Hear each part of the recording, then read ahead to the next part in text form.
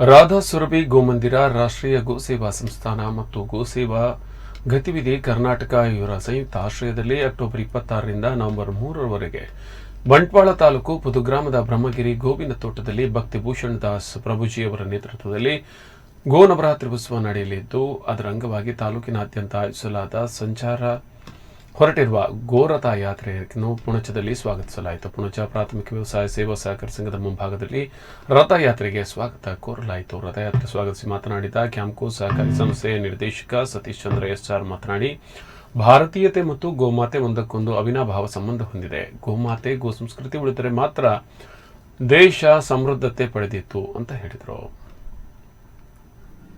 ನಮಗೆಲ್ಲರಿಗೂ ಧನ್ಯವಾದ.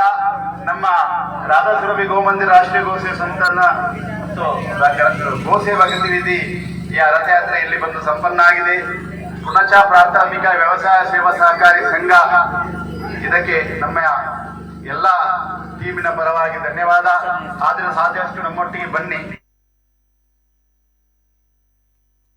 ಒಂದು ಸಮಾಜಕ್ಕೆ ಕೊಡ್ಲಿಕ್ಕೆ ಈ ಗೋಮಾತೆಯ ರಕ್ಷಣೆ ನಮ್ಮ ಅತ್ಯಂತ ಮುಖ್ಯವಾದ ರಕ್ಷಣೆ ಅಂತೇಳಿ ಈ ಸಂದರ್ಭದಲ್ಲಿ ಹೇಳ್ತಾ, ಈ ಗೋಯಾತ್ರೆ ಯಶಸ್ವಿಯಾಗಿ ಮುನ್ನಡೆಯಲಿ. ಇದಕ್ಕೆ ನಮ್ಮ ಎಲ್ಲ ಶಕ್ತಿ ಸಾಮರ್ಥ್ಯಗಳಿಂದ ನಾವು ಬೆಂಬಲವನ್ನ ವ್ಯಕ್ತಪಡಿಸ್ತೇವೆ.